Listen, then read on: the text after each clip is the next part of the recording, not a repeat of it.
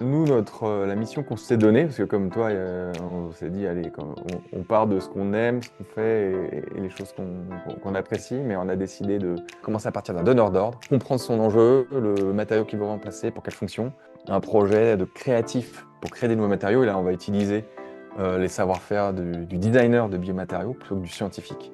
Et donc des méthodes de design, de créativité, d'inspiration, autour du récit, autour de l'esthétique. Et on va découvrir comme ça des matériaux qui font sens pour nos clients. Mais là, c'est mon côté école de commerce qui remonte. C'est pas le seul enjeu. C'est pas parce qu'on a un matériau super beau, super performant qui retourne à la nature qu'on a la solution.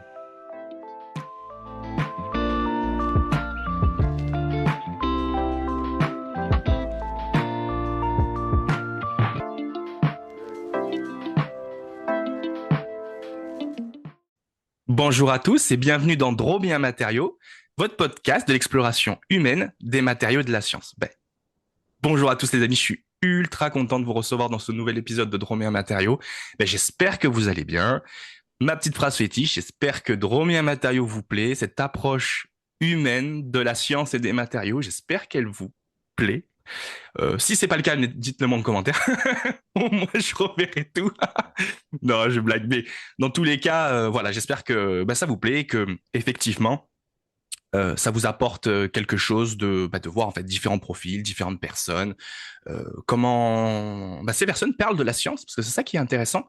C'est qu'est-ce qu'elles éprouvent quand elles parlent de la science, qu'est-ce qu'elles éprouvent quand elles parlent de leur passion. Et j'espère qu'elles arrivent à vous les communiquer. En tout cas, moi, c'est ce que j'essaye. Et moi, en tout cas, mes invités, ils arrivent à me communiquer des trucs de fou. Moi, je suis dans la stratosphère à chaque fois. Bon, allez, sur cette longue introduction, vous voyez que mon invité s'impatiente, surtout vous sur YouTube, vous le voyez à côté de moi. Nouveau profil dans le monde des matériaux que je vais vous présenter. Je vais pas vous faire d'introduction trop longue parce que il sera vous teaser lui-même. Et je me tourne vers lui, je vais lui dire, Baptiste, comment tu vas aujourd'hui? Bonjour Mike. Écoute, je vais très bien. Je suis très heureux de participer à ce podcast. Euh, donc voilà, prêt à, prêt à discuter avec toi et discuter des matériaux et des biomatériaux pour être exact, et voir comment ils peuvent participer à finalement à tendre vers un monde plus respectueux de l'environnement et dans les limites planétaires. C'est super intéressant, les limites planétaires. Et oui, effectivement, il y en a 9. Je crois qu'on en a dépassé combien déjà? 6. Oui, je crois. Je regarde pas tous les jours, mais je crois que c'est beaucoup trop en tout cas. Ouais, c'est clair, en termes d'éco-anxiété, je crois qu'il faut pas trop regarder ça quand même. Enfin, je veux Ouais, dire, c'est ça. faut temporiser, il faut en avoir conscience, mais bon, si on se met le nez tout le temps dedans, c'est vrai que après on se lève le matin, on dit, oh là là, qu'est-ce qui se passe? Bon, c'est clair. Bah écoute, merci beaucoup, Baptiste. J'espère Mhm. que tu vas bien, surtout. Et, euh, et alors, t'es un auditeur de Dromien Matériaux ou un jeune auditeur ou Un jeune auditeur, un jeune auditeur?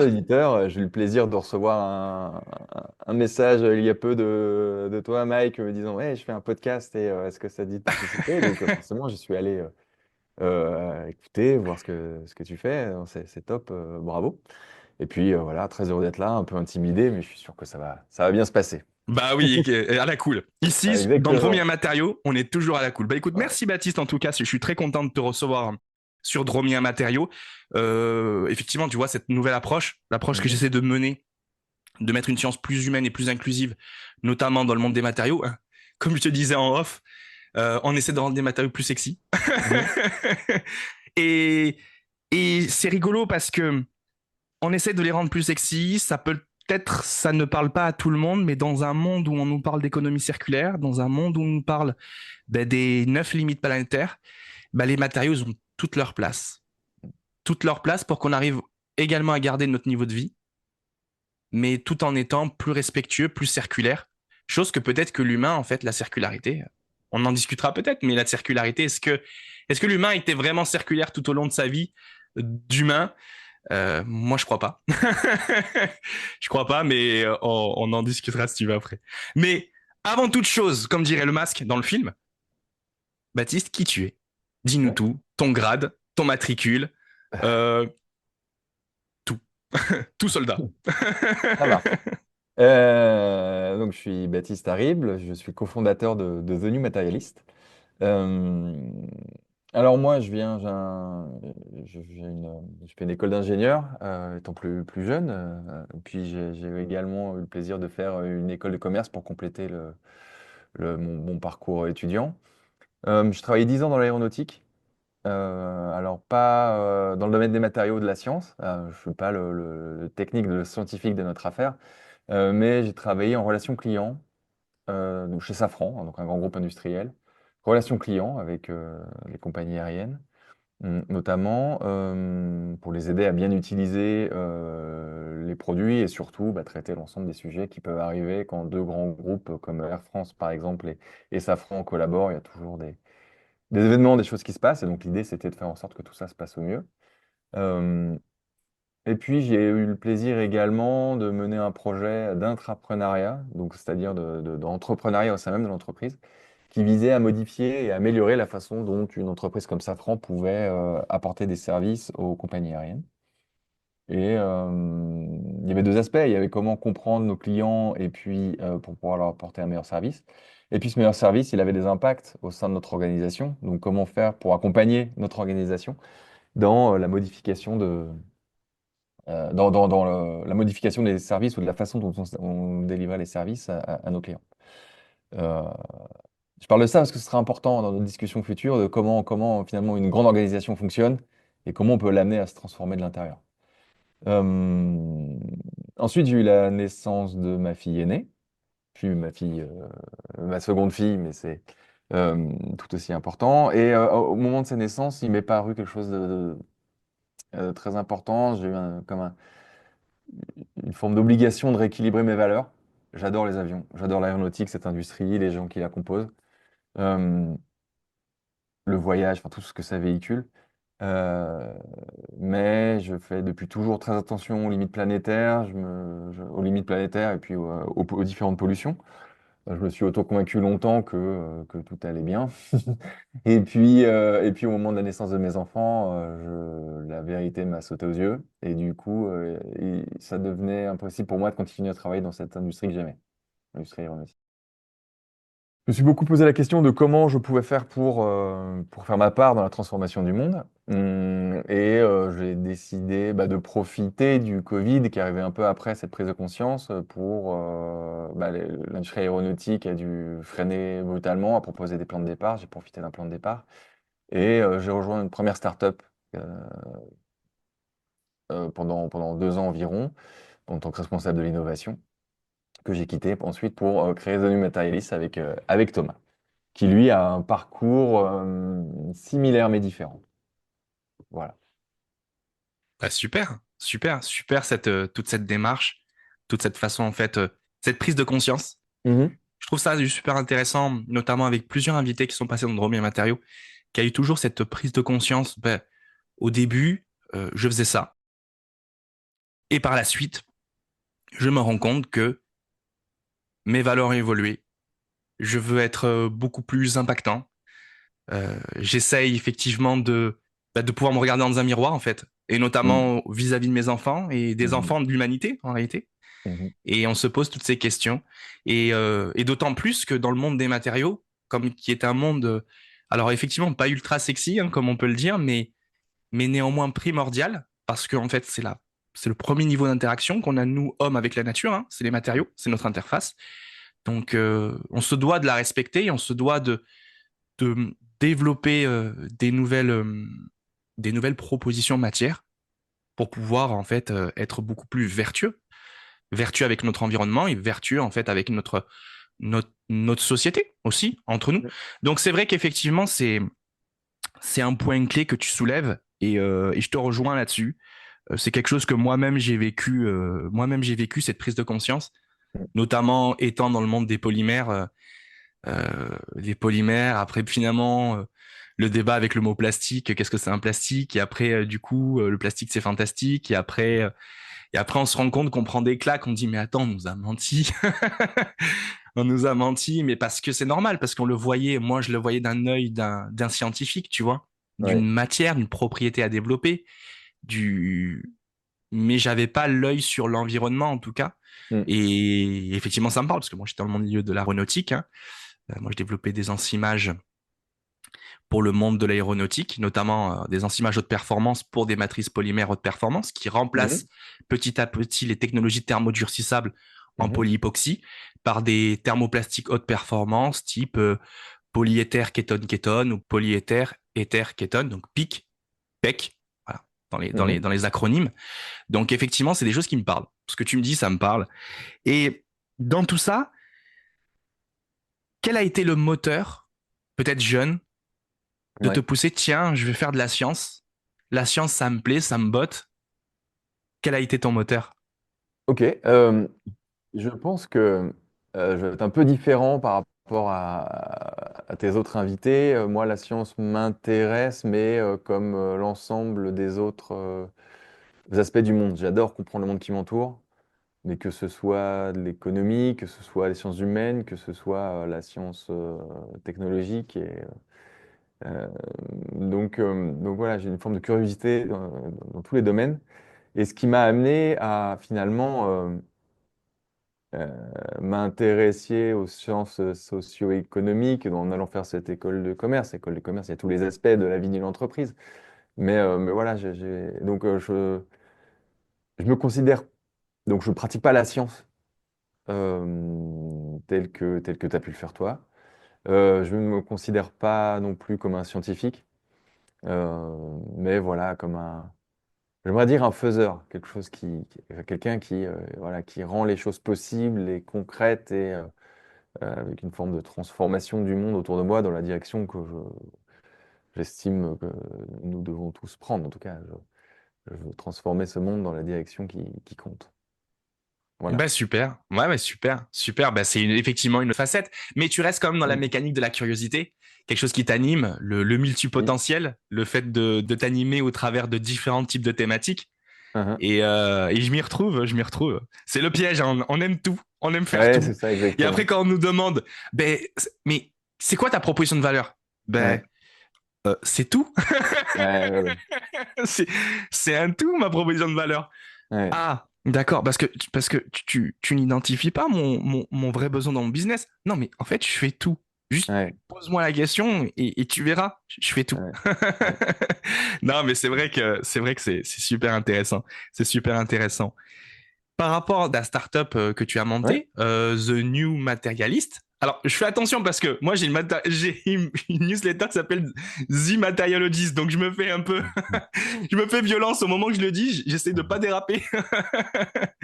Mais effectivement, une newsletter superbe que vous pouvez lire, cher auditeur, qui démystifie les matériaux de votre quotidien. L'objectif, c'est une newsletter qui se veut être grand public et qui démystifie les matériaux qui vous entourent de tous vos quotidiens. Voilà, je prends un plaisir de l'écrire une fois par semaine. Lisez-la. Voilà, lisez-la.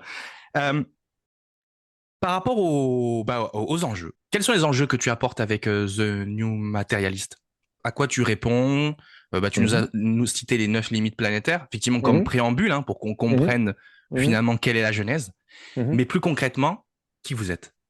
Oui, alors, nous, la mission qu'on s'est donnée, parce que comme toi, on s'est dit, allez, on part de ce qu'on aime, ce qu'on fait et les choses qu'on apprécie, mais on a décidé de focaliser notre travail au maximum pour justement pouvoir être précis dans le fait de pouvoir être compréhensible, lisible, et puis d'accompagner nos clients vers ce qui compte, je pense. Nous, notre objectif, c'est de participer à l'émergence d'une nouvelle économie. Une nouvelle économie qui viserait à remplacer les matériaux polluants. Alors, tu le sais très bien, il y en a partout, tout le temps. La mission est énorme, mais on veut faire notre part. On veut remplacer les matériaux polluants par des biomatériaux. Des biomatériaux qui, une fois qu'on aura fait l'ensemble des études, on s'assurera bien sûr qu'ils sont peu polluants, mais des biomatériaux qui sont from nature to nature, pardon pour l'anglicisme, mais c'est-à-dire qu'on va aller sourcer les matières premières, les briques élémentaires dans la nature, et elles vont avoir la capacité de retourner à la nature, c'est-à-dire d'être biodégradables, ingérables par les milieux naturels, pour éviter les microplastiques, que ces microplastiques polluent l'ensemble des systèmes, que ce soit notre corps humain, la haute montagne ou les mers profondes. Donc voilà l'enjeu. Remplacer les matériaux polluants de nos clients par des biomatériaux.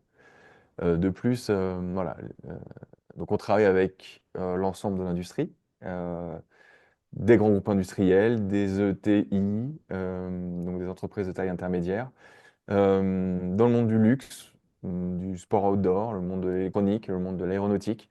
Voilà, l'ensemble de l'industrie verticalement et horizontalement, et ce, dans toute l'Europe. On a des clients en Angleterre, en Italie, au Portugal, euh, notre, aux Pays-Bas. Euh, voilà ce qu'on fait. Et voilà notre mission. Donc respectons les limites planétaires et arrêtons d'utiliser des matériaux polluants. Euh, et donc The New Battery, c'est là pour vous aider à faire et à atteindre cet objectif. Bah super, super comme proposition de valeur, super comme proposition de valeur. Cette notion effectivement de la nature vers la nature, vraiment dans Mhm. venir chercher du biosourcé pour pouvoir en fait créer un matériau qui peut être effectivement assimilable par la nature en fin de vie. Euh, Ouais. c'est intéressant, c'est intéressant, je vois beaucoup de complexité également dans cette proposition de valeur, surtout si vous allez sur des thématiques de composite. Le composite est Mhm. l'ennemi même de l'économie circulaire ou de la circularité, parce qu'en fait, on a un polymatériau qu'on vient chercher, qu'on vient créer. Mhm.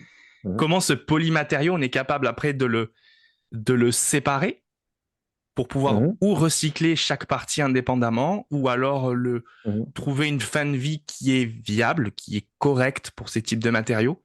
Parce que bon, Mhm. pour moi, le broyer et le mettre comme une charge dans un béton, c'est pas forcément une fin de vie adéquate pour un matériau, mais c'est plutôt Ouais. on le cache.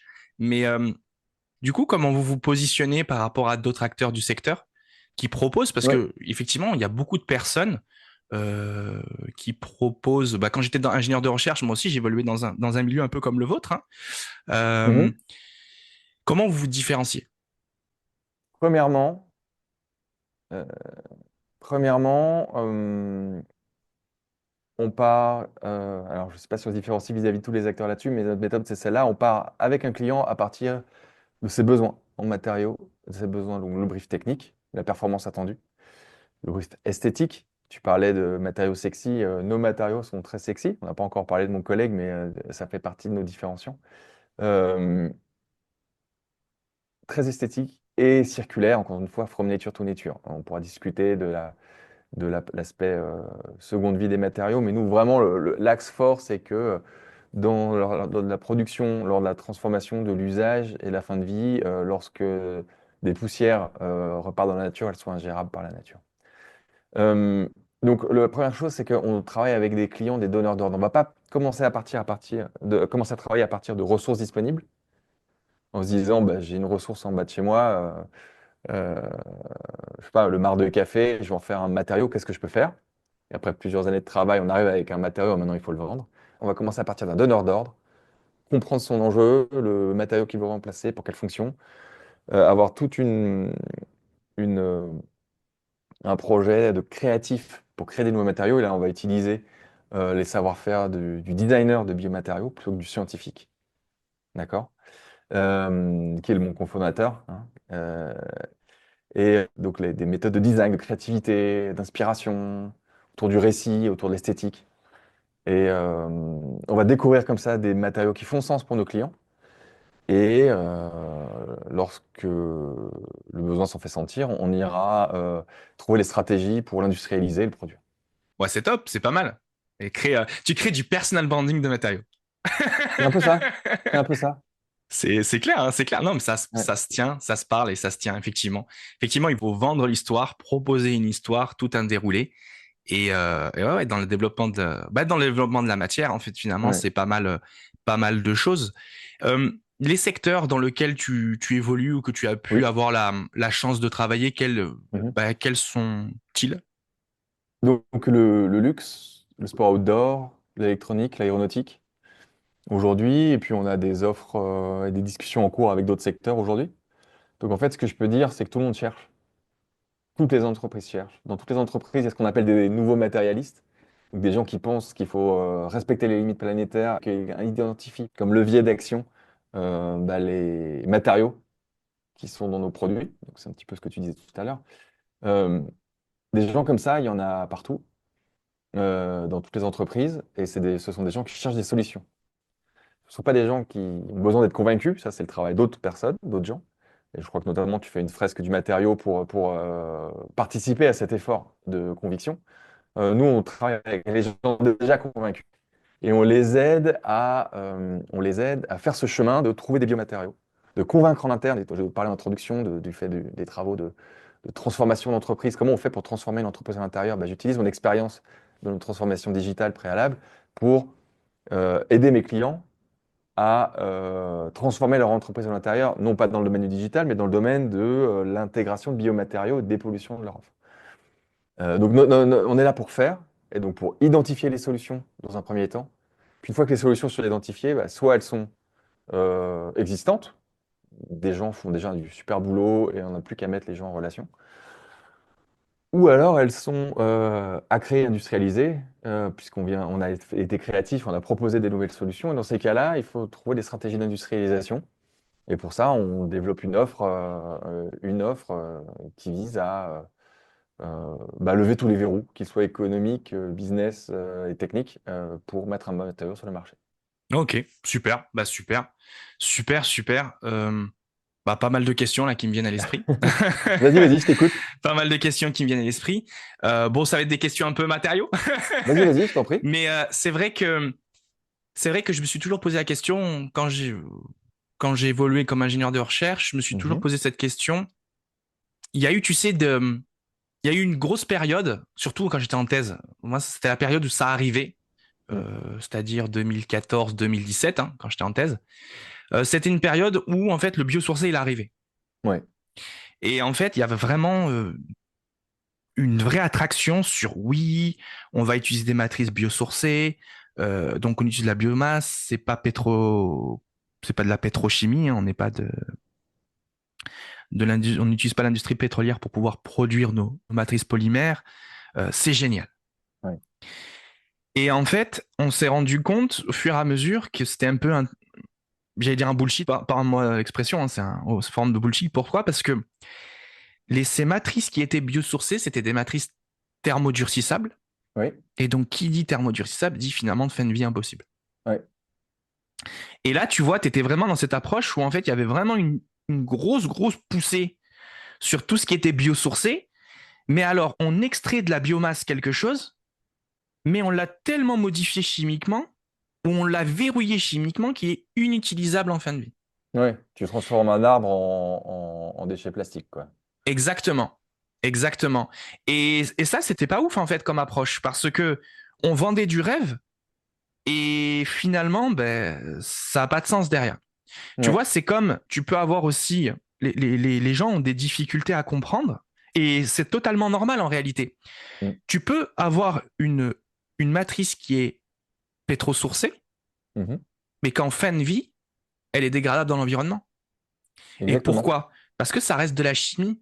Tu vois, chaque atome est un atome qui Mm, vient d'une source biosourcée ou une source pétrosourcée, c'est le même atome. À mm, partir du moment où tu as fait la même molécule, que tu as synthétisé la même molécule que tu trouves dans l'environnement, la même, se mm, comportera de la même manière. mm. Et donc ça, c'est quelque chose qui est intéressant à bien intégrer aux gens, notamment, tu vois, toutes ces approches aussi de dire, bah tiens, j'ai développé un nouveau plastique biosourcé, on va dire comme Mm, ça. J'ai trouvé un mm, nouveau plastique biosourcé, ok, nickel, il se dégrade dans l'environnement et tout ça. Il n'y aura pas d'émission, je vais dire d'émanation, je ne sais pas pourquoi d'émanation. Il n'y aura pas d'émission de microparticules, nanoparticules, des choses comme ça. Ben, en fait, c'est faux. C'est faux. Parce que tu restes dans une structure polymère, mhm, et donc, qu'il soit pétrosourcé, biosourcé, euh, ou qu'il soit d'une autre forme qui vient, par exemple, de la laine. Les laines, effectivement, ce sont des polymères avancés également. En fait, ils ont la même mécanique. Ils vont émettre des micros et des nanoparticules. Ils oui. vont les émettre quand même. Tu Oui. vois? Et c'est pas des plastiques. Oui. Mais comme ce sont des polymères, ils sont intrinsèques aux polymères, structurellement, Mhm, ils vont émettre des microparticules. Sauf que mhm, là, c'est une microparticule qui se gère dans l'environnement, que l'environnement mm, peut assimiler, retransformer et optimiser au mieux, tu vois. ouais. Donc voilà, c'est Et ça que c'est je là voulais où... attirer cette attention, tu vois. Oui, bien sûr. Nous, on a beaucoup travaillé au début du projet sur justement des lignes directrices qui étaient importantes, essentielles pour nous. Pour rebondir un peu sur ce que tu disais au début, je peux tout faire, j'ai envie de tout faire. On s'est mis des garde-fous. Bah, le premier, c'est que on ne veut pas travailler les matériaux pétrosourcés, donc tout ce qui est plastique pétrosourcé, même si j'en conviens, certains sont biodégradables en fin de vie. On a décidé que ce n'était pas notre métier. Et du coup, la conséquence, c'est que on ne va pas les travailler, les déchets industriels, comme étant une potentielle ressource pour nos matériaux. On ne va pas réutiliser les pare-chocs de chez Renault pour faire je ne sais quoi. Euh, c'est le premier garde-fou. Deuxième garde-fou, c'est qu'on veut que nos matériaux puissent retourner à la nature. Mais là, tu l'as très bien synthétisé. Euh, on a dû refuser une mission magnifique avec un industriel, une référence incroyable, euh, parce que la matière première était biosourcée, mais la matière en fin de vie était intransformable. Donc, ce sont nos lignes directrices, nos garde-fous. C'est ce qui nous permet de choisir des projets, de ne pas se perdre, parce que signer un super contrat dans un domaine qui finalement est hors scope, hors périmètre pour toi, eh bien, ça t'emmène à un endroit où tu ne veux pas aller. Tu peux faire 1 an de projet, 2 ans de projet, puis finir en étant quelqu'un de différent de ce que tu veux être. Donc voilà comment nous, on a traité ce sujet, on a défini des limites.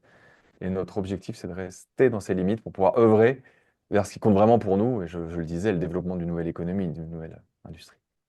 Exactement, exactement, exactement. Et tu vois, c'est quelque chose, c'est très intéressant. Tu vois, cette discussion, je suis très content qu'on y aille là-dessus parce que c'est vraiment l'essence même du développement des matériaux, c'est de savoir finalement ben, qu'est-ce qui est dans l'environnement, comment on peut le réutiliser, comment en fait on ne dénature pas le cycle même de la nature. Parce que la nature, en fait, ce déchet, elle va le savoir le gérer. Mais nous, si on le récupère, on le transforme en prenant garde que toutes les étapes de transformation ne dénaturent pas tant que ça le matériau pour qu'il puisse être toujours gérable en fin de vie, c'est vraiment un enjeu, quoi, tu vois. Franchement, c'est un vrai enjeu. Euh, Ben, je perds un peu mes mots en parlant parce que je vois tellement, tu sais, je suis en train de te dire un truc et après dans ma tête, je pense à un autre truc. Je dis, attends, il faut que je parle, il faut que je dise ça à Baptiste. Mais du coup, j'ai un autre truc qui me vient à l'esprit, il faut que je lui dise, il faut que je lui dise. Mais non, mais en fait, il y a tellement de choses, il y a tellement de variables que effectivement, c'est du cas par cas. Mais la ligne directrice, c'est clair. La ligne directrice, c'est que chaque déchet émis dans l'environnement ou par l'environnement, d'accord, ben, c'est un déchet qui est gérable pour la nature. Alors, c'est sûr que tu vas me dire une surconsommation de ce déchet, comment on peut le gérer. Pardon, prenons une peau de banane, par exemple. Voilà, je peux faire du cuir de banane avec une peau de banane. Effectivement, euh, la consommation des animaux de la banane en forêt, ben, effectivement, ben, ça va avoir un retour à la terre et tout ça. Mais notre surconsommation, nous humains, de ce surplus de banane, ben, en fait, comment on peut faire pour pouvoir le réutiliser intelligemment, euh, tout en étant, euh, tout en étant ben, circulaire à la fin et surtout avec un retour à la terre derrière, quoi. Je pense que tu vois, c'est comment on peut utiliser les matériaux de l'environnement, mais sans trop les dénaturer pour finalement dire ben, on peut toujours faire quelque chose, tu vois. Je pense que c'est, tu vois, euh, t'as mis la main dessus en fait, t'as mis la main sur quelque chose de super intéressant. Je sais pas, tu t'es en train de, je sais pas, je te vois lever le doigt, je sais pas, je me dis peut-être tu veux Non, non, prendre la non, mais parole. je Non. réfléchis au niveau de réponse. La première chose que je peux dire et que j'ai pas encore dite, c'est que comme ressource, nous, ce que l'on utilise, ce sont uniquement des déchets des industries existantes. Ah d'accord, ok, On c'est va très pas bien, aller déjà super. planter des choses, enfin remplacer des cultures destinées à l'alimentation humaine et animale pour planter du maïs pour faire des bioplastiques demain. Hmm. Euh, non, on va utiliser les coproduits. Voilà.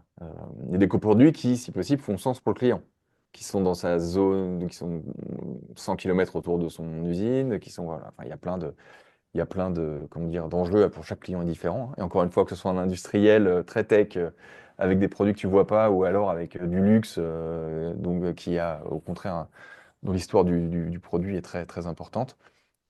Donc voilà, on utilise déjà de la matière disponible. On n'utilise pas de la matière à planter. Deuxièmement, Tu vas augmenter l'intensité d'usage de la biomasse produite par le monde agricole, notamment. Euh, euh, Peut-être qu'un jour, c'est un souhait, des entreprises industrielles pourront également faire descendre des spécifications vers le monde agricole, notamment leur demandant aussi une participation aux réductions des, des émissions et des polluants via l'utilisation de matières biologiques ou autres, hein. Il y a plein de choses à faire. Et je sais qu'il y a plein de gens qui font plein de choses, donc clairement, l'idée, et en fait, in fine, tu relis des industries qui ont perdu le lien à la terre, et même parfois c'est très, très, comment dire, elles ont perdu une part de leurs racines, comme par exemple les industries du monde outdoor. J'habite dans les Alpes, euh, les gens fabriquaient leur équipement avec ce qu'ils avaient autour d'eux. Et donc il y avait un lien, puis ces entreprises ont grandi autour de ça, mais autour d'un savoir-faire sur l'utilisation, sur le- ouais, sur l'utilisation et puis comment dire, l'usage des produits. Et ils avaient un lien fort avec le matériau qui venait d'autour de chez eux. Et ce lien, le monde industriel fait qu'on a perdu ce lien entre une usine qui est née quelque part, une industrie qui est née quelque part avec le terroir qui est autour de chez eux. Et finalement, notre mission, et les clients sont friands de ça souvent, c'est de retisser ces liens avec parfois l'usine d'à côté une industrie du chocolat, pour reprendre ton terme, c'est bon, c'est pas des choses qu'on a fait, mais une industrie du chocolat dans les Alpes avec la Suisse qui est proche, et ben, finalement, il y a une génération ou deux, c'est des industries qui étaient proches parce que c'était les mêmes gens qui travaillaient, qui les développaient, donc du coup les mêmes dynamiques territoriales. Et c'est là et je crois que ça faisait partie de ton introduction, où finalement on retisse les liens entre le matériau, son écosystème naturel, les écosystèmes humains. Et c'est là où on remet du sens et où on construit la nouvelle économie pour retomber sur mes pieds. Voilà, c'est ça ce qu'on aimerait faire. Mm. Non, mais c'est clair, c'est clair. Et tu vois, tu confirmes quelque chose que... Bon, tu me fais un biais de confirmation quand même, c'est pas top, hein. C'est pas top, Baptiste, tu me fais un biais de confirmation. Non, mais tu sais pourquoi? Parce que c'est ce que je pensais moi aussi. Je me suis dit, de toute façon, tout ce qui est pour créer une économie locale, une réutilisation des matériaux ou de coproduits, ben en fait, elle va se résoudre de manière locale.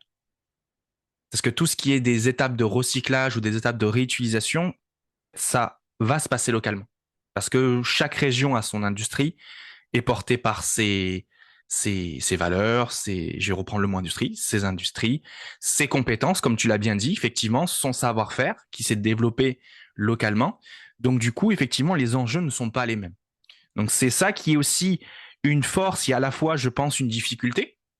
Tu me diras ce que tu en penses, mais c'est vrai que s'adapter à chaque secteur et à chaque endroit. Alors, tu amènes ta philosophie, certes, mais tu vois bien qu'il y a une puri, j'allais dire disciplinarité, mais c'est pas dans le mot matériaux, c'est puri matérialité autour de ces matériaux. Et du coup, finalement, ce sont toujours les mêmes enjeux, mais pas les mêmes façons de les aborder. Et je pense que c'est ce qui te fait kiffer de toute façon. Ouais, exactement. Voilà. Et c'est là aussi où on va du coup pouvoir parler un peu de mon collègue, mon cofondateur, Thomas. Thomas Vailly, lui, il a un parcours, il a fait la même école d'ingénieur. Lui, il a plutôt fait un master de design après, aux Pays-Bas. Il a créé son studio de design, design expérimental. L'objectif, c'est de pousser les concepts esthétiques et en termes de storytelling, ouais, esthétique et de sens, quoi, au-delà du storytelling. Euh, et puis, il a été finalement l'un des premiers à travailler autour de la plante, finalement. Comment je peux faire une série de matériaux autour d'une plante, autour d'un biome, autour un peu comme un cuisinier qui va faire un plat régional ou prendre une plante et puis en faire un plat exceptionnel en recomposant la plante avec différentes techniques et en proposant un plat avec une plante euh, comment dire, déstructurée, restructurée. Voilà. Lui, son métier, c'est de faire ça et ses recherches, c'est de faire ça à partir des matériaux. Puis, le monde du luxe est venu le voir en lui disant, bah, ce que tu fais, c'est excellent, mais est-ce que tu peux faire ça avec nos coproduits, notre terroir, notre univers? Il l'a fait plusieurs fois, c'est plutôt des projets inspirationnels. Et puis, à un moment donné, la question est venue, mais est-ce qu'on peut l'industrialiser? Et c'est finalement à partir de ces questions-là que l'on s'est mis à collaborer ensemble avec Thomas pour finalement répondre à l'ensemble du besoin, qui est de découvrir des matériaux incroyables et également de pouvoir les mettre sur le marché. Donc, euh, donc ça, c'est le parcours. Et je parle de lui parce que je crois que je voulais parler d'esthétisme. T'as encore ta question en tête ou pas? Oui, effectivement, ben, tu m'as dit un truc qui m'a fait tout de suite sens, qui m'a Ouais. tilté, parce que j'ai eu la chance de recevoir un designer d'Andromien Matériaux. Oui. Coucou Philippe Vaé, si tu nous vois. Euh, Quand tu m'as parlé d'usage, dès que tu m'as parlé d'usage, je dis, ah, lui, il parle à un designer. Lui, il parle à un designer, parce que quelqu'un des matériaux ne parlera pas d'usage. C'est pas dans son vocabulaire le mot en usage, tu vois. Ouais. C'est un vocabulaire très design. Et effectivement, ouais, c'est tout cet aspect. Moi aussi, j'ai perdu ma question. J'ai retrouvé ta question d'avant. Si tu Mais peux c'est pas grave, rebondir. de toute façon, il n'y a pas de problème. Il n'y a pas de problème. On reviendra par la suite. Mais bon, quoi qu'il en soit, en fait, c'était vraiment d'avoir cet aspect. Je trouve intéressant, tu vois, ça, c'est un œil qui me parle, en fait, qui me parle et je trouve assez fascinant Mhm. ce monde du design, de rencontrer vraiment des gens du design qui ont pas forcément de retour sur les matériaux, sur leurs propriétés, mais juste leur forme, leur texture, leur origine, ça leur parle, tu vois, ils ont tout de suite quelque Exactement. chose, tiens, je vais le penser comme ça, je vais le faire comme ça, je vais le Ouais. conceptualiser de cette Ouais. manière-là. Et puis toi, scientifique de la matière, derrière, bon, bah, maintenant tu le fais. Et toi, Ouais, tu le regardes, tu le dis, ah, euh, d'accord. Bon, tu sais que peut-être c'est pas faisable ce que t'as dit là. Non, non, mais attends, je l'ai conceptualisé. Et tu vois, je Et pense que c'est là où. c'est la Pardon. créativité, c'est là que naît la Ouais. créativité, tu Ouais. vois. Ouais. Et c'est là où est notre force aussi, c'est que du coup, nous, on a des labos aux Pays-Bas, là où Thomas est installé, et ça va répondre à la question que tu m'as posée tout à l'heure, de comment on fait pour faire finalement des matériaux aussi différents en fonction des usages comment ça s'appelle, et des marchés. Mais on a un labo et Thomas a les concepts, les idées, mais on va les prototyper, on va le faire, on va s'inspirer des copains aussi. Il est dans un écosystème où il y a beaucoup de gens qui font beaucoup de choses. Donc, on a ces capacités de prototypage rapide. Il est ingénieur lui aussi. Il est allé dans le monde de l'esthétique et du design et du récit pendant plusieurs années, mais finalement, il a toujours fait appel à ses compétences d'ingénieur, la capacité de lire un brevet, voilà. Et en fait, aujourd'hui, on a fait émerger des matériaux incroyables dans des domaines très différents. On a un concurrent au polystyrène très esthétique qui va pouvoir avoir des applications dans le domaine du panneau acoustique, de l'emballage et tout un tas d'applications spécifiques pour des industries spécifiques. On a un enduit, un coating, qui peut aller vers une alternative au cuir 100% végétal et 100% non pétrosourcé, du coup. Ou si on le tire dans l'autre sens, ça peut être un enduit fin qui a des capacités hydrophobes incroyables. On a inventé des nouveaux types de feutres qui sont, ouais, j'ai envie de dire thermoplastiques, mais je me méfie parce que je maîtrise vraiment pas les termes, mais qui ont des capacités plastiques en tout cas, incroyables. Et tout ça est 100% from nature to nature, issu de la nature qui peut retourner à la nature. On a mis au point des isolants électriques. Et donc, par nos capacités de prototypage en interne, par le réseau que l'on a, que l'on cultive, par nos essais, nos idées, nos promenades en forêt qui nous font phosphorer, enfin ça c'est un temps important. Et euh, on utilise des techniques très low-tech aussi pour modifier au minimum, tu l'as dit, les propriétés intrinsèques des matériaux initiaux pour qu'ils puissent retourner à la nature in fine. Donc, on a parlé de design, on a parlé du coup de R&D dans de multiples champs d'application. Ouais, c'est ce qu'on est, c'est notre identité propre vis-à-vis de tout un tas d'autres concurrents qui ont aussi leurs qualités. et qui ont leur sauce secrète à eux. Mais la nôtre, c'est celle-là.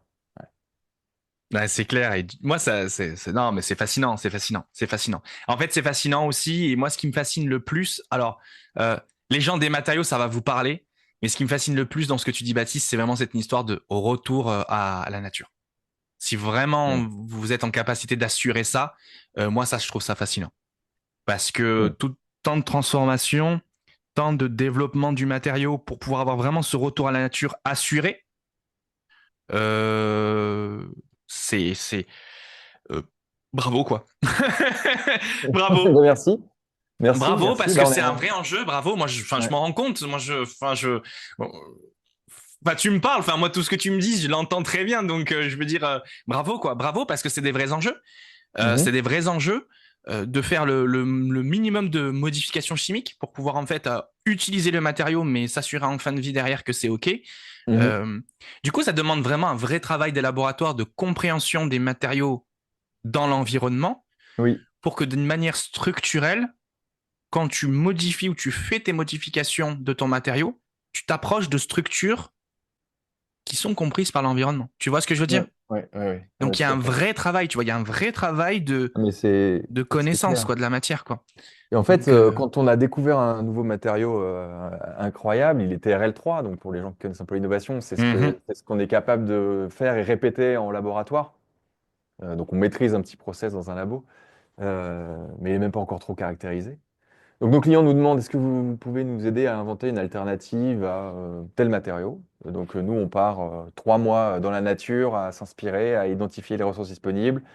On ramène les ressources dans notre laboratoire et puis on joue avec la matière. On sort avec une quinzaine de propositions de matière, d'échantillons. Le client va en sélectionner un certain nombre et notamment dire, celle-là, elle me plaît, j'ai l'intuition, au niveau de l'intuition, là, puisqu'il n'y a aucun test réalisé, que ça peut marcher. Et donc, tu m'as parlé là de tests labo et de R&D, de développement de matériaux à faire. Et clairement, ben, il va falloir, en fonction de chaque marché, de chaque matériau, de chaque enjeu, bah, nouer des partenariats différents, monter des équipes différentes. Mais là, c'est mon côté école de commerce qui remonte. C'est pas le seul enjeu. C'est pas parce qu'on a un matériau super beau, super performant qui retourne à la nature qu'on a la solution. Et du coup, finalement, ça, on en discute beaucoup avec mon cofondateur, qui lui est amoureux de tous ces matériaux. Mais le premier geste à faire, une fois qu'on a fait émerger un matériau incroyable, c'est un product market fit, donc une adéquation entre le produit, même la matière slash produit, donc déjà il y a un écart, et le marché. Et donc là, on s'entoure avec des business designers, des gens dont c'est le métier de construire, de concevoir des modèles d'affaires, des business models. On travaille avec des gens qui ont l'expérience de créer des entreprises. En fait, on n'a pas de chef de projet, on a on appelle ça proxy CEO, donc des PDG, des proxy PDG, quoi, des gens qui vont nous aider, qui vont prendre le projet et qui vont faire une étude de marché. Donc, on a imaginé un matériau pour un client spécifique. Le client tout seul, il va pas, comment dire, assurer la viabilité économique d'une nouvelle usine. Donc, il faut maintenant remonter tout en haut, entre guillemets, c'est-à-dire, OK, mais le marché, c'est pas que ce client, c'est tous ces clients-là. Et puis peut-être qu'il y en a d'autres avec la même formulation, une formulation proche. Donc, comment on vend ces gens-là, comment on grandit. Et donc, en fait, c'est une nouvelle entreprise que l'on crée. Et donc, c'est la seconde partie de notre métier. Et c'est finalement rendre. La promesse, c'est une nouvelle économie. Une nouvelle économie, ce sont des nouvelles entreprises. Et une nouvelle économie, ce sont des nouvelles supply chains qui sont implantées dans les territoires. Donc voilà la fin du geste. La première partie du geste, c'est inventer des matériaux incroyables qui correspondent à nos clients. Et la deuxième partie, c'est mettre en place tout ce qu'il faut mettre en place pour que cette nouvelle économie sorte de terre. Ouais, vous êtes des faiseurs de rois, quoi. De roi, j'aimerais, oui, mais Vous êtes ouais, des faiseurs de rois. Non, ouais. mais c'est super intéressant. Et comment ça marche en fait pour le processus? Je veux dire, Mm, moi je suis ton client, je viens de voir. ouais. Baptiste, j'ai un super projet. Mm, Voilà, dans mon usine, j'ai un déchet que j'émets de mon processus de création de mon matériau. mm, Euh, voilà, j'ai ce déchet-là, il m'ennuie.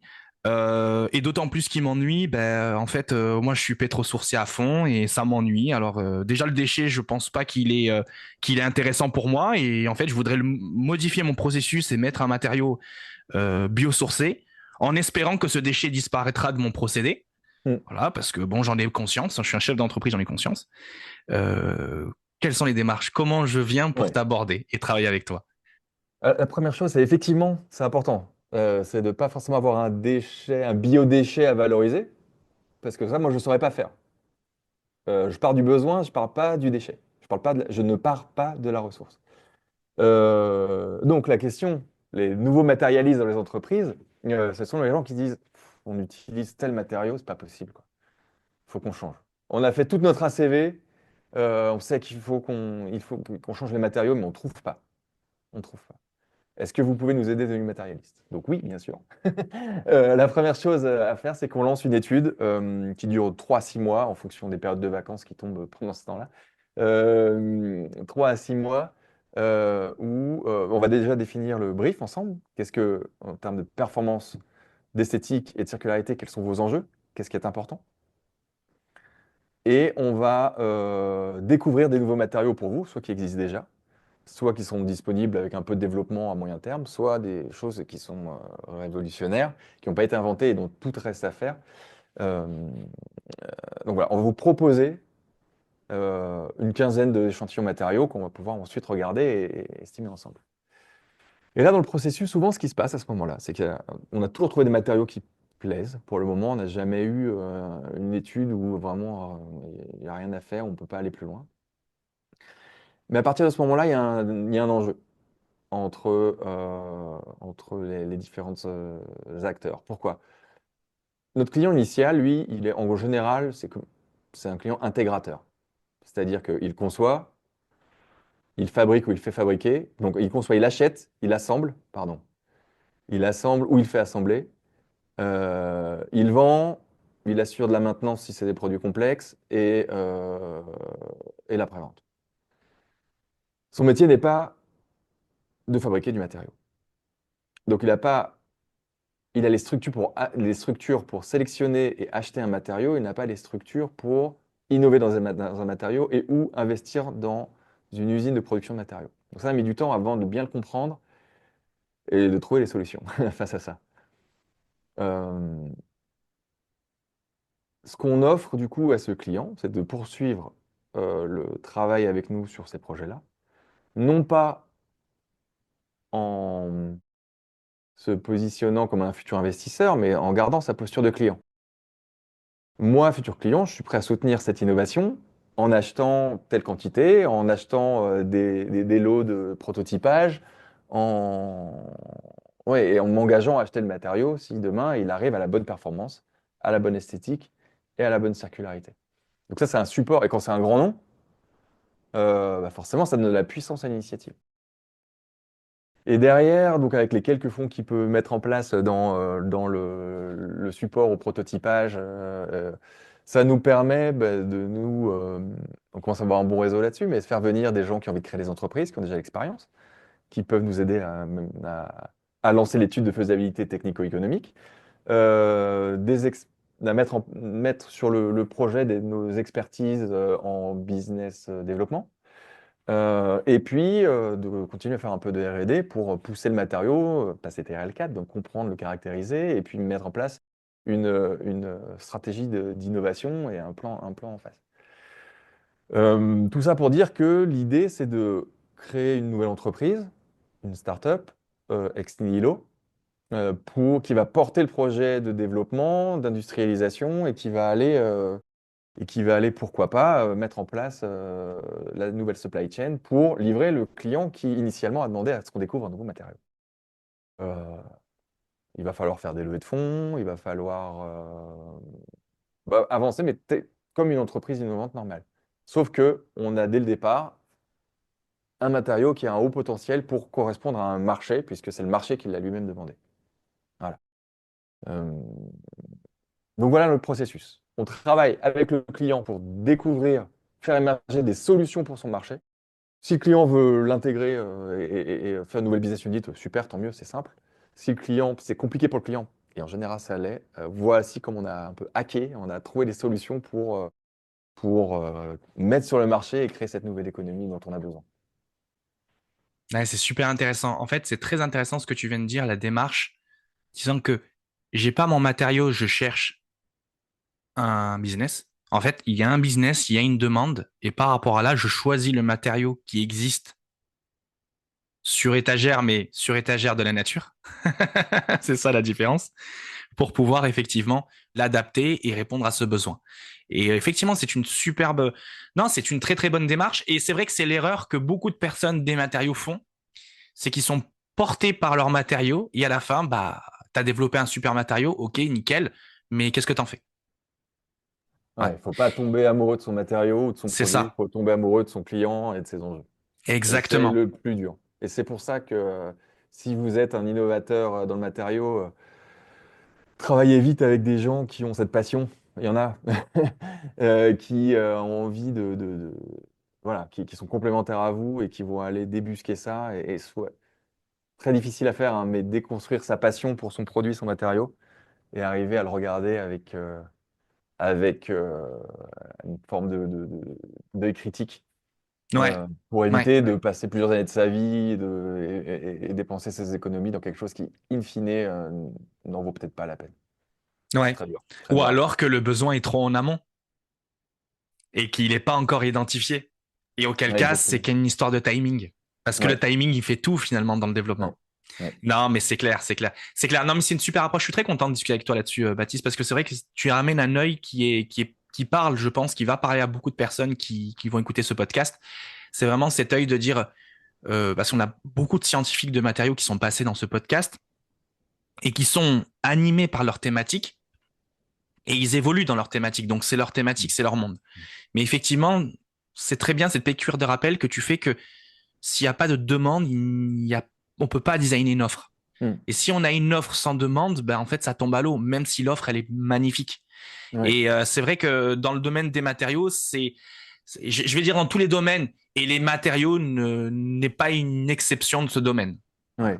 Et je dirais que, et là, je me raccroche à la question sur le scientifique que tu m'as posée tout à l'heure. Mais il y a des méthodes, est-ce qu'elles sont scientifiques? Je ne sais pas, mais elles sont éprouvées pour, euh, pour comprendre quel est le meilleur marché pour une offre. Et inversement. Une offre, c'est pas qu'un matériau. Une offre, c'est un prix, c'est une façon de communiquer, c'est comment je vais aller ouais, toucher mes clients, comment je vais leur vendre, comment je vais les livrer, quelle intégration je vais avoir avec eux, quels sont mes clients en fait, est-ce que c'est vraiment les gens que j'imagine? Euh, mais tout ça, en fait, ça se, comment dire, il y a des gens qui savent très bien faire, il y a des méthodes éprouvées pour faire ça, et en fait, c'est pas mystique. Tout comme le développement matériau n'est pas mystique. Du coup, nous, si on a besoin d'expertise et de science pour développer un matériau, on aura cherché les spécialistes. Et donc là, encore une fois, en mode conseil, si vous avez développé un matériau et que vous ne voyez pas trop comment le vendre, allez voir des spécialistes. Il y en a, il y a des incubateurs, il y a bon, il y a toute une offre. Appuyez-vous sur ce qui existe, la BPI, etc. Il y a toute une offre qui est là pour accompagner les gens comme vous, mais surtout ne dépensez pas trop d'énergie sur le développement si le marché en face n'est pas bien identifié et la façon d'y accéder non plus. Ouais, c'est clair. C'est clair. Magnifique appel. Ça, Mhm. magnifique appel. Ceux qui écoutent. Après, il y aura un test. Il y aura un test pour savoir si vous avez écouté. Non, mais blague à part, mais c'est vrai, c'est vrai, c'est vrai, c'est vraiment l'identification du marché qui porte le tout. Et parce que c'est vraiment le risque quand tu es scientifique. Enfin, je veux dire quand tu es scientifique.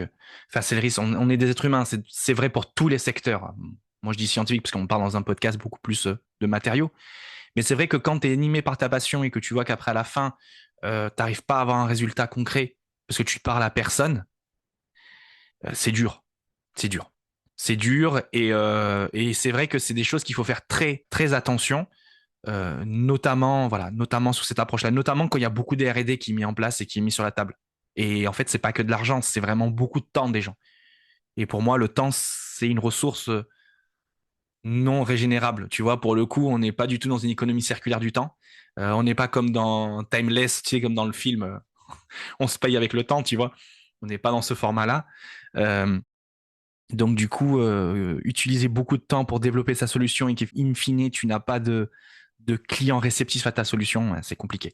Et dans le domaine des matériaux, c'est encore d'autant plus compliqué. Donc non, non, c'est clair. C'est clair, cet appel-là, je le tiens bien en tête. Je le tiens bien, bien, bien en tête. Euh, du coup, moi, ça m'amène à te poser la question. Et cette question, si tu dois prendre un peu de recul là derrière avec tout ce que tu as fait, parce que voilà, vous avez quand même un sacré bout de chemin quand même que vous avez fait, et c'est un euphémisme. Euh, Ça, c'est un euphémisme de teaser pour que les gens disent ah bah tiens après le podcast, faut que j'appelle Baptiste pour travailler avec lui.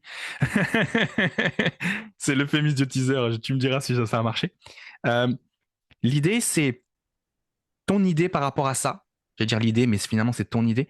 Ton idée par rapport à tout ce que tu as fait. Si tu dois faire une petite rétrospective de tout ça, en gardant dans un premier temps cette casquette ta casquette de professionnel, Mm. euh, qu'est-ce que tu as accompli dans tout ça? Quel chemin tu vois que tu as parcouru et quelle a été ta transformation tout au long de ce chemin? Ouais. Euh, Premièrement, quand j'étais chez Safran et que je me suis dit, il faut que je parte pour faire autre chose, j'avais vraiment envie de faire un projet de portée transformatrice du monde, quoi. J'étais hyper ambitieux et il fallait que je fasse un truc très, très important et qui soit énorme.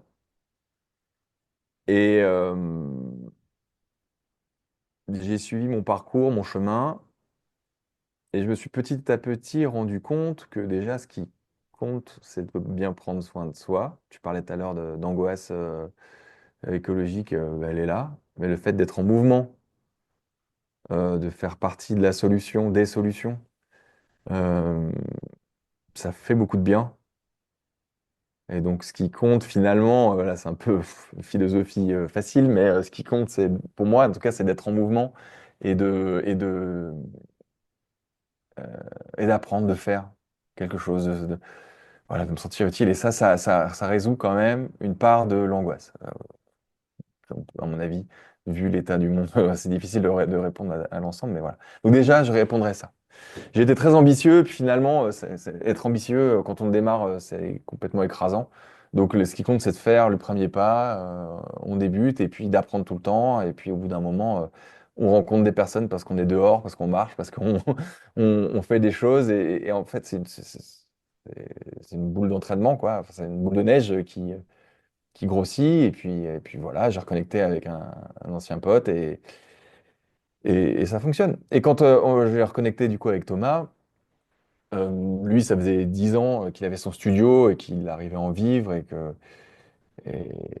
et- et moi, je sortais de boulot de salariat. Donc, on a commencé une collaboration très simple. On a mis 2 ans à collaborer étape par étape pour faire. L'idée, c'était de pas détruire son mode de revenu. C'était pas de détruire tout ce qu'il avait construit seul, moi en arrivant avec mes gros sabots. Et en même temps, de faire évoluer son offre vers quelque chose qui ait de l'impact, quoi, qui puisse grandir et nous nourrir tous les deux. Au début, c'était vraiment ça, hein. On avait l'ambition de faire quelque chose de gros, mais si on était resté deux indépendants, pour l'instant, c'est à peu près ce qu'on est encore, deux indépendants à développer une offre et travailler et à se payer sur ce qu'on faisait, on aurait été et on est très heureux avec ça. Euh, mais là, voilà, par les rencontres, finalement, par les rencontres, les clients qui nous suivent et les succès qu'on a, parce qu'on arrive à découvrir des matériaux, on arrive à embarquer des gens autour de projets de nouvelles entreprises. Donc, tout ça fait qu'on grandit et étape par étape, les choses se construisent. Jamais, il y a 2 ans, quand on a commencé avec Thomas, j'aurais pu te dire, notre ambition, c'est de faire émerger une nouvelle économie, de faire émerger des entreprises partout. On a commencé très simplement et c'est ensuite, en apprenant sur le terrain, en rencontrant des gens, qu'on a construit, reconstruit la vision, donné du corps à cette ambition, toute la seconde partie de comment on va industrialiser les matériaux qu'on a inventés. On ne savait pas trop comment s'y prendre. Maintenant, c'est très structuré. Donc, euh, Donc voilà le parcours. Ce qui compte, c'est d'avancer, c'est de faire, c'est de se mettre en mouvement, d'apprendre tout le temps, et puis de pas, ouais, voilà. Et puis ouais, c'est ça, bâtir, construire. Et en fait, ce qu'on en a parlé avant, euh, connaître sa raison d'être d'une certaine façon, soit personnellement et pour l'entreprise. Très vite, quand j'ai commencé à collaborer avec Thomas, j'ai eu une offre de freelance qui assurait mes revenus pour 2 ans et j'aurais pu gagner de l'argent comme jamais j'ai gagné de l'argent. Je l'ai refusé parce que ma raison d'être était autre chose et je voulais donner une chance à ce projet. Donc voilà, définissez-vous un cadre, connaissez-vous vraiment et prenez vos choix par rapport à ça. Ce qui est le plus dur quand on est indépendant, c'est de refuser des choses. Et donc ce... donnez-vous un cadre, une loi et un esprit de la loi pour être en mesure de refuser des choses et de savoir pourquoi vous les refusez. Et vous vous emmenez là où vous souhaitez. Donc voilà, c'est un peu, c'est un peu brouillon comme réponse, mais quand même, c'est une synthèse du parcours. C'est ce qui nous a permis d'avancer, et ce qui a permis, 2 ans après, bien dans ses baskets, à développer quelque chose qui nous passionne avec des gens passionnants et à sentir les vents ascendants dans notre dos, quoi.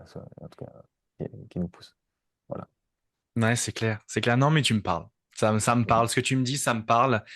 Et effectivement, on a la capacité de faire beaucoup de choses. Est-ce qu'on a le désir d'aller forcément sur ce terrain-là? Je reprendrai une expression d'un podcast que je viens de tourner, qui va sortir là, enfin qui va sortir. Enfin, celui-là sortira beaucoup plus tard, donc en fait, je parle dans un futur passé, une ordre chronologique clairement différente, mais qui sera déjà sorti pour vous, euh, mais que j'ai déjà tourné. Et effectivement, pour reprendre un autre Philippe, Rottenauer, salut Philippe si tu nous écoutes, c'est vraiment cette notion, il me disait, jusqu'alors de, jusqu'avant de trouver euh, le métier qu'on souhaite, on est à une forme d'intermittent du spectacle. Et jusqu'à qu'on arrive à un moment donné où on trouve un métier ou une direction où l'offre et la demande se rejoignent. Et dans l'offre et la demande, quand elles se rejoignent, finalement, la ligne directrice est ta passion. Et la passion de vouloir faire cette interface entre cette offre et ce besoin. Ouais, exactement. C'est ça. Ouais. Et ouais, très intéressant, très bonne comparaison. Super. Et je vais te poser la question un petit peu le corollaire. Et toi, en tant qu'humain, tout simplement, hein, là, on oublie que tu es Baptiste et que tu travailles où tu travailles et que tu vois ça d'un œil vraiment très extérieur. Quelqu'un qui te présente ce projet-là, comment tu l'accueillerais? C'est difficile hein, de sortir de soi-même et de se dire, bah, quelqu'un qui te présente ce projet-là, est-ce que quelqu'un dans la rue, tu vas lui parler, tu lui présentes ça? Est-ce que tu penses qu'il est sensibilisé à tout ça, à ces enjeux? Est-ce que toi, en tant que citoyen, quelqu'un vient de te dire ça, tu serais sensibilisé à tout ça? Un certain nombre de gens qu'on rencontre, oui, sont sensibilisés à tout ça. Euh, D'autres, non, pas du tout. Et encore une fois, nous, notre mission, on ne cherche pas à convaincre. On travaille avec les gens convaincus déjà. Convaincre, c'est le travail d'autres personnes. Donc moi, je le serais. Je trouverais ça, je pense, euh, génial et trop bien qu'une entreprise comme ça puisse exister. C'est, je me le dis quasiment tous les jours, ça. C'est quand même improbable que cette offre de valeur euh, aide l'écho dans tant d'entreprises différentes. Enfin, je veux dire, ça invente pas. C'est que des choses qu'on peut découvrir en testant, quoi. Et très régulièrement, je me dis, mais comment c'est incroyable que ce truc fonctionne d'une certaine façon et qu'on sache le livrer. C'est-à-dire que là, encore une fois, le savoir-faire incroyable de mon cofondateur, trouver des matériaux exceptionnels par leur esthétique et leur performance euh, en fonction des besoins, enfin, on trouve à chaque fois. Et donc, il y a des gens qui sont prêts à nous croire, faire confiance, qui rentrent avec nous dans ce chemin et on va jusqu'à créer des nouvelles entreprises. Enfin, c'est euh, c'est assez, ouais, voilà, c'est assez incroyable. Je suis incroyablement heureux de créer ça, mais jamais il y a 2 ans, j'aurais pu écrire l'offre de valeur et dire que c'est sûr, ça va marcher, il faut y aller. Non, voilà, c'est en essayant et répondre aux besoins et beaucoup de réflexion. Ouais, c'est clair, c'est incroyable. C'est incroyable. J'étais en train de dire, j'ai mute le micro pour te laisser, pour te donner plus de voix. Et je disais, ouais, je me disais, ouais, putain, c'est incroyable. Bah oui, effectivement, c'est incroyable. C'est incroyable quand tu arrives à lier tout ça, hein, cette offre, cette demande, et que tu sois à l'interface, que tu as envie d'y aller, que tu arrives à fédérer des gens autour d'une thématique, autour de quelque chose qui te passionne et qui t'anime et qui te met en mouvement. Parce que le mot se mettre en mouvement, hein, c'est vraiment cette notion de, de l'émotion. Une action, un événement nous crée de l'émotion, cette émotion nous met en mouvement et cette mise en mouvement nous permet de faire quelque chose. Et après, le tout, c'est de s'entourer des bonnes personnes pour essayer d'avoir une caisse de résonance le plus grand possible pour pouvoir vraiment trouver le besoin à l'endroit où il est. Parce que finalement, des fois, c'est en discutant qu'on identifie les besoins des gens. C'est pas tout seul dans son coin qu'on y arrive. Et, euh, et d'autant plus, ce qui est intéressant, c'est que il faut donner de la voix à la fois aux gens qui proposent des solutions, à la fois aux gens qui demandent des solutions. Et je pense que l'un comme l'autre, et là c'est vraiment un appel que je fais dans ce podcast, et restez ouverts, restez ouverts. Écoutez les gens, écoutez les propositions des gens, même si des gens peut-être peuvent vous donner une proposition de valeur qui n'est pas peut-être bien aboutie, mais que vous identifiez que c'est des gens qui ont des passions, allez-y quand même. Vous allez voir qu'en fait, la personne derrière, elle a du gros potentiel, on peut faire pas mal de choses et peut-être que c'est juste que ben, on n'est pas tous marketeux. Hein. On n'est pas tous marketeux, on va pas se mentir. Hein. On n'est pas tous marketeux, mais on est animé par nos passions. Et le but, c'est que je pense qu'il faut mieux. Euh, moi, j'ai plus confiance en quelqu'un qui va me donner sa passion, son envie de travailler, de faire quelque chose, de construire quelque chose, qu'un marketeur qui va me le vendre à fond. Tu vois. Enfin, parce que je suis sensibilisé comme ça. Voilà. Après, c'est mon approche peut-être, mais la vérité, c'est que c'est l'inverse qui marche. On va pas se mentir. La vérité, c'est que c'est l'inverse qui marche. Mais bon, moi, dans mon approche, c'est plutôt celle-là. Mais ouais, non, mais je te rejoins complètement, Baptiste, sur le fait, sur ce fait-là. Si tu as trouvé du sens, si tu as vraiment trouvé du sens à tout ça, et notamment sous toutes les notions qu'on a parlé d'éco-anxiété, tout ça, euh, et que finalement, même tu as trouvé du sens vers les personnes que je qualifierais lambda d'une certaine manière, hein, personne n'est lambda, mais je veux dire non initiées, et Mhm. que eux ont du sens, identifient, disent putain ouais c'est pas mal, ça me parle. Ben, Mhm. déjà t'as une victoire en fait, déjà t'as Ouais, ouais, gagné ouais. en fait, en réalité t'as Ouais. gagné. Donc voilà, non mais c'est Mhm. incroyable. Et si tu aurais des conseils, en fait, si tu as des Mhm. conseils, bah tiens, à me donner, pourquoi pas, parce que moi, je suis friand de toutes les expériences des gens. Moi, je suis là pour écouter. D'ailleurs, c'est pour ça que j'anime des podcasts, parce que je suis friand des conseils des autres, des gens, et bah, des conseils à me donner, à nous donner, Mhm. aux plus jeunes et aux plus expérimentés. Quels seraient ces conseils? Conseil pour faire quoi? Dans le secteur, Ouais. dans la vie de tous les jours, dans la progression, dans la création Mhm. d'une valeur, Mhm. dans la rencontre entre l'offre et la demande et comment on arrive Ouais. à être à l'interface. Je pense que quelque chose qui est essentiel pour Thomas et moi, c'est le temps qu'on s'accorde en dehors du travail et de ce que l'on fait. Il y a forcément le temps avec nos familles, et on y passe beaucoup de temps, lui et moi. C'est la recherche d'une forme d'équilibre entre nos vies familiales, nos vies amoureuses, nos vies personnelles et intérieures, et puis nos vies de travail. Et ça, c'est rechercher cet équilibre tout le temps, parce que quand ces choses sont déséquilibrées, c'est-à-dire qu'on n'est pas à l'aise avec ce qui se passe, on est malheureux quoi qu'il arrive, et puis finalement, c'est pas ça le but dans la vie. Euh, et également, arriver à se dire encore une fois, une balade en forêt ou aller nager ou je ne sais quoi fait partie du travail. Euh, c'est cette chance-là quand on est entrepreneur, quand on est indépendant, quand c'est qu'on peut, si on arrive à s'affranchir de tous les phénomènes de culpabilité, on peut aller prendre un peu de temps pour soi et, et en profiter. Mais en réalité, moi, ce temps-là, c'est un temps de travail. On a des métiers finalement tous très créatifs et c'est un moment où on est créatif. Si on se laisse juste les 2 minutes de douche pour être créatif dans la journée, c'est pas suffisant. Donc voilà. Donc les conseils, ce serait ça, c'est avoir conscience de cet équilibre. On en a chacun un différent. J'ai cité la famille, le couple, être seul et puis le travail. Certains me disent, mais les amis, c'est hyper important. moi, c'est important, mais ça fait pas partie du cœur de mon équilibre. L'autre aspect étant, réfléchissez à ce qui est en dehors du temps passé devant un écran. Voilà, qu'est-ce qui est important pour du coup, pas que l'équilibre, mais pour être finalement avoir une forme d'efficacité, de performance au travail. Et moi, je pense que marcher 2 heures le midi chacun son truc, en fait partie si on parle en capitaliste, de la productivité de chacun, quoi. J'aime bien le mot capitaliste. Ouais, dans le sens pour utiliser des mots d'entreprise très, très cœur.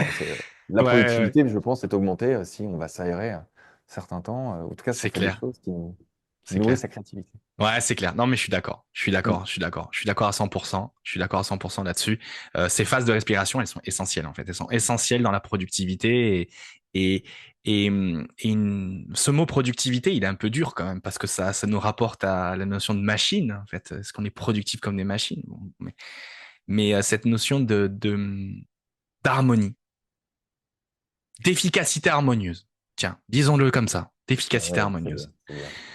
C'est très très bien, c'est très très bien. Non, mais c'est parfait. Mais je te rejoins. J'ai pas d'autres mots à dire. Je te rejoins. Mais Baptiste, ça fait 1 heure qu'on discute, donc c'est Ouais. déjà incroyable. C'est incroyable d'avoir échangé là-dessus autant de temps. Et du coup, bah, on arrive à la question signature de Dromien Mhm. Matériaux. J'espère que tu l'as bossé. J'ai pas, je me suis dit, allez, je me laisse la surprise. Eh ben, tu sais quoi? Tu as bien Ouais, fait. Tu as ouais, bien je fait. pense. Tu as bien fait parce que Dromien Matériaux, c'est un Mm, moment à la cool. Tu vois bien qu'on regarde les chances qu'on a eues. Les mm, matériaux, je le redis, les matériaux, c'est un prétexte. C'est un mm, prétexte d'aborder finalement qui on est, qu'est-ce qu'on construit, de mhm. quelle manière on veut la construire. Et c'est un prétexte. Et du coup, ce prétexte m'amène à te poser cette question. Oui, j'ai l'impression. Baptiste, Ouais. si tu serais un matériau, lequel serais-tu et comment tu Ah, te définirais? mhm. Euh, je vais en profiter pour faire la pub d'un de nos matériaux. Non, non, mais bah déjà, je l'ai caractérisé. Une forme de. Enfin, ah, tu vois, j'aurais peut-être dû préparer parce que du coup, je prends le temps de réfléchir. Euh, J'aurais du mal déjà à le définir, à dire ce serait ça, parce que